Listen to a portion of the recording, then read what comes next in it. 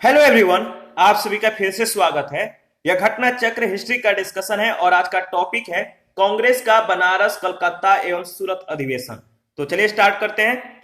गोपाल कृष्ण गोखले ने कांग्रेस के बनारस अधिवेशन 1905 की अध्यक्षता की। याद रखिएगा, गोपाल कृष्ण गोखले ने कांग्रेस के बनारस अधिवेशन 1905 की अध्यक्षता की। वर्ष 1905 में ही इन्होंने भारत सेवक समाज की स्थापना की थी।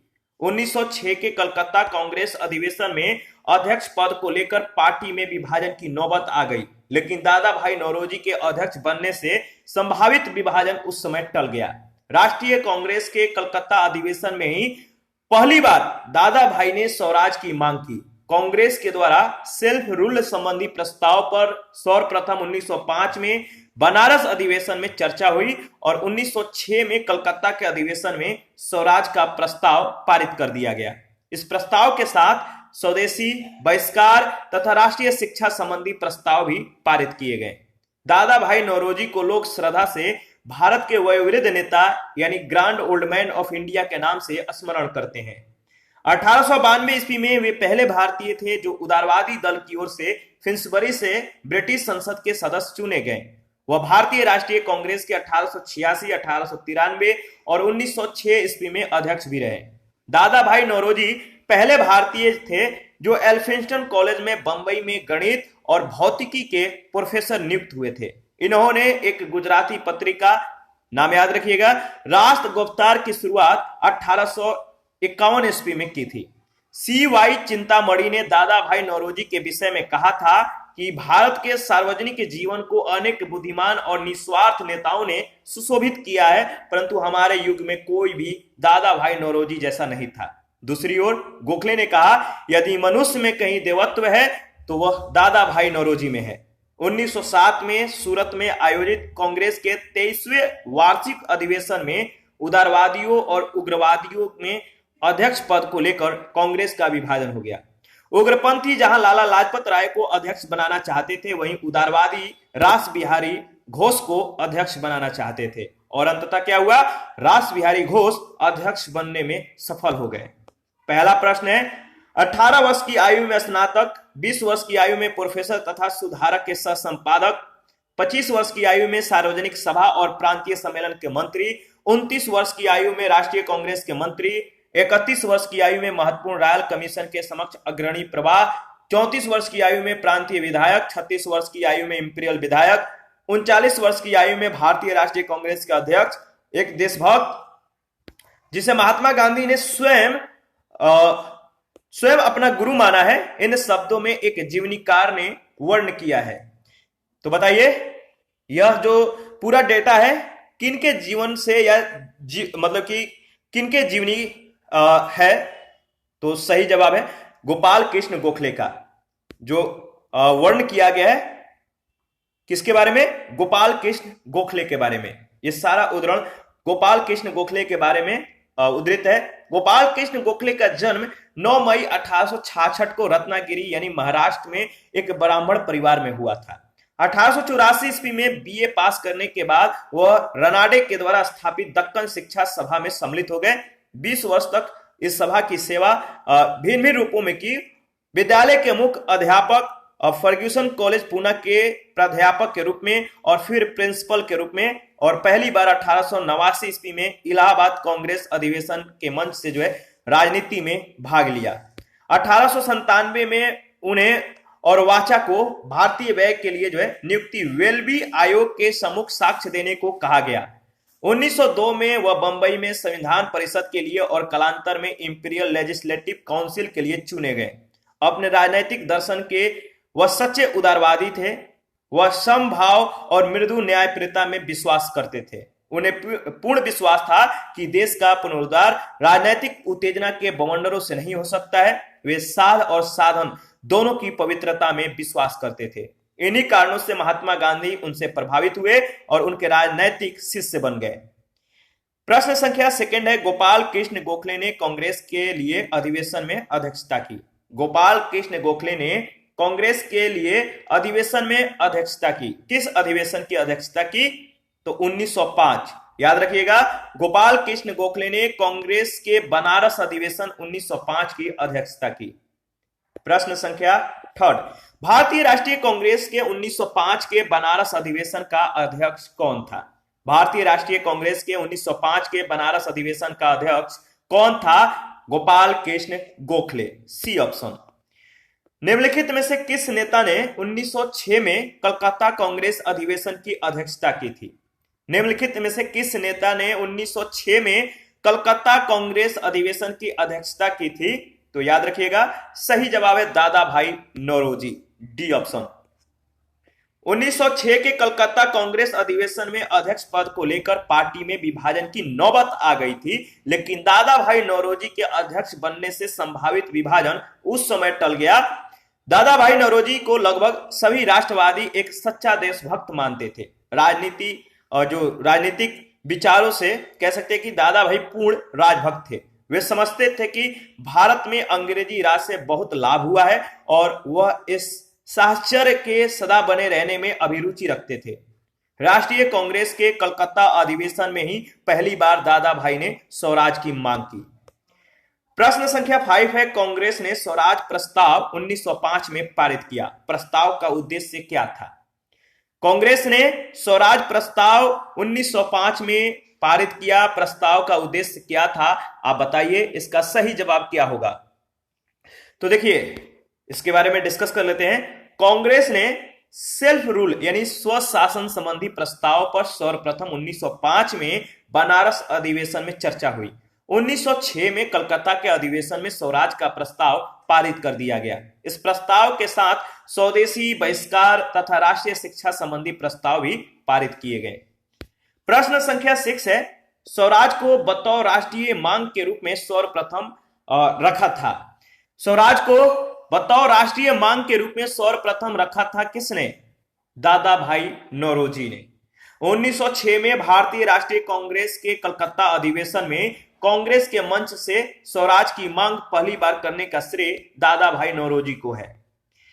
प्रश्न संख्या 7 है, कांग्रेस के मंच से भारतीय राष्ट्रीय कांग्रेस के किस अधिवेशन में प्रथम बार स्वराज शब्द व्यक्त किया गया था? कांग्रेस के मंच से भारतीय राष्ट्रीय कांग्रेस के किस अधिवेशन में प्रथम बार स्वराज शब्द व्यक्त किया गया था? तो याद रखिएगा, कलकत्ता अधिवेशन 1906। कलकत्ता अधिवेशन 1906। कांग्रेस के मंच से भारतीय राष्ट्रीय कांग्रेस के कलकत्ता अधिवेशन 1906 में प्रथम बार स्वराज शब्द दादा भाई नौरोजी के द्वारा व्यक्त किया गया था।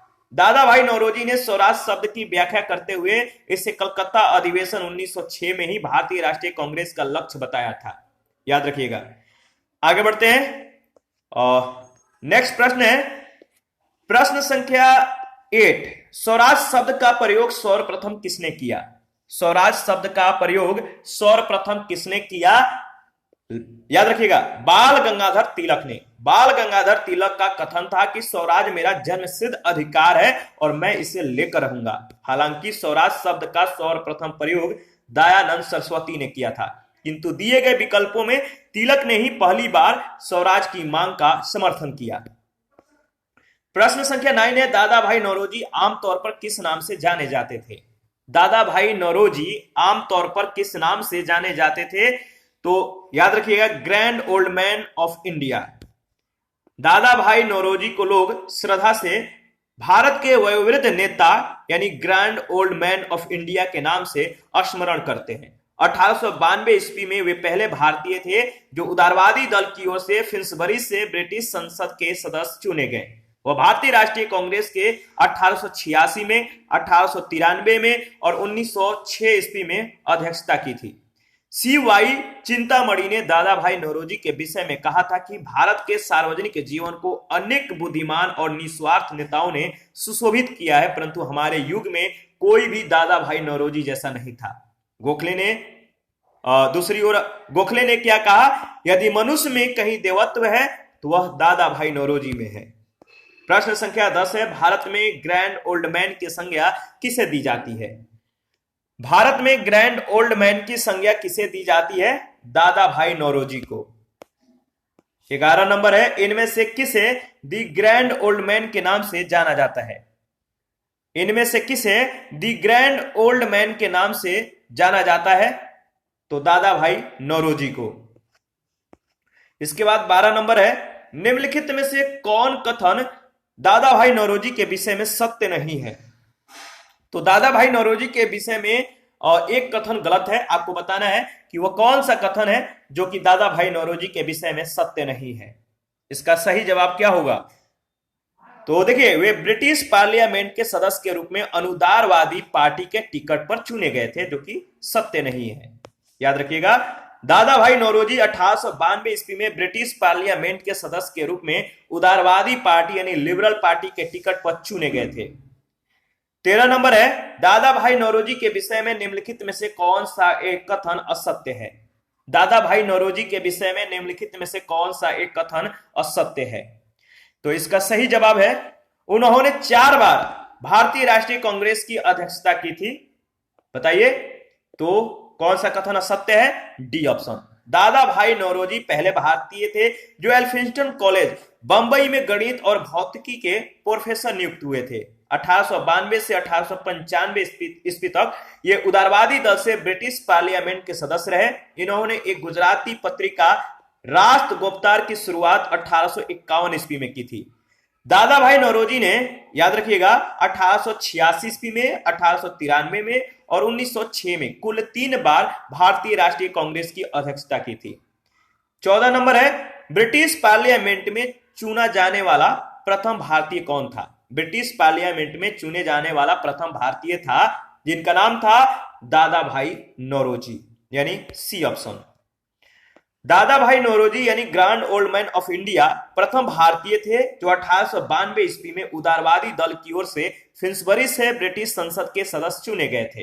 अपने लंदन प्रवास के दौरान दादा भाई नौरोजी ने अंग्रेजों को भारतीयों की समस्याओं से अवगत कराने के उद्देश्य से लंदन इंडियन सोसाइटी तथा ईस्ट इंडिया एसोसिएशन 1866 नामक जो संस्थाएं हैं स्थापित की थी। तो याद रखिएगा, लंदन इंडियन सोसाइटी 1865 में और ईस्ट इंडिया एसोसिएशन 1866। तो जो संस्थाएं हैं जो स्थापित हुए हैं, जो समय है, इसको याद रखिएगा। प्रश्न संख्या 15 है, नरम दल और गरम दल के रूप में भारतीय राष्ट्रीय कांग्रेस का विभाजन किस अधिवेशन में हुआ? नरम दल और गरम दल के रूप में भारतीय राष्ट्रीय कांग्रेस का विभाजन किस अधिवेशन में हुआ? याद रखिएगा, सूरत अधिवेशन में। 1907 में सूरत में आयोजित कांग्रेस के 23वें वार्षिक अधिवेशन में उदारवादियों और उग्रवादियों में अध्यक्ष पद को लेकर कांग्रेस का विभाजन हो गया। उग्रपंथी जहां लाला लाजपत राय को अध्यक्ष बनाना चाहते थे, वहीं उदारवादी रास बिहारी घोष को अध्यक्ष बनाना चाहते थे। अंततः रास बिहारी घोष अध्यक्ष बनने में सफल हुए। सम्मेलन में उग्रवादियों के द्वारा 1906 में पास करवाए गए प्रस्ताव स्वदेशी बहिष्कार, राष्ट्रीय शिक्षा और स्वशासन के प्रयोग को लेकर विवाद और गहरा हो गया। अंततः दोनों पक्षों में खुले संघर्ष के बाद कांग्रेस में पहला विभाजन हो गया। 16 नंबर है, भारतीय कांग्रेस कहां पर उदारवादियों एवं उग्रवादियों 2 भागों में विभाजित हो गई? भारतीय कांग्रेस कहां पर उदारवादियों एवं उग्रवादियों 2 भागों में विभाजित हो गई? याद रखिएगा, सूरत अधिवेशन 1907 में। और 17 नंबर है, 1907 के भारतीय राष्ट्रीय कांग्रेस के सूरत के अधिवेशन के अध्यक्ष थे। 1907 के भारतीय राष्ट्रीय कांग्रेस के सूरत के वार्षिक अधिवेशन के अध्यक्ष थे आरबी घोष। याद रखिएगा। प्रश्न संख्या 18 है, भारतीय राष्ट्रीय कांग्रेस के वर्ष 1906 में विख्यात कलकत्ता अधिवेशन में 4 संकल्प पारित किए गए थे। सूरत में 1907 में हुए कांग्रेस के अगले अधिवेशन में इन चारों संकल्पों को स्वीकार करने अथवा उन्हें मतलब कि अस्वीकृत करने के प्रश्न पर कांग्रेस में विभाजन हो गया था। निम्नलिखित में से कौन सा एक संकल्प इन 4 संकल्पों में से नहीं था? देखिए, 1906 में विख्यात कलकत्ता अधिवेशन में 4 संकल्प पारित किए गए थे। सूरत में 1907 में हुए कांग्रेस के अगले अधिवेशन में इन चारों संकल्पों को स्वीकार करने अथवा उन्हें अस्वीकृत करने के प्रश्न पर कांग्रेस में विभाजन हो गया था। आपको बताना है कि निम्नलिखित में से कौन सा एक संकल्प इन 4 संकल्पों में से नहीं था। तो बंगाल के विभाजन को रद्द करना जो संकल्प था, इसमें यानी कि जो ऑप्शन में है, इन तीनों के अलावा यानी बहिष्कार यानी बायकॉट, राष्ट्रीय शिक्षा, स्वदेशी के अलावा जो ए ऑप्शन में दिया गया कि बंगाल के विभाजन को रद्द करना, इन संकल्पों में यह शामिल नहीं था। आगे बढ़ते हैं।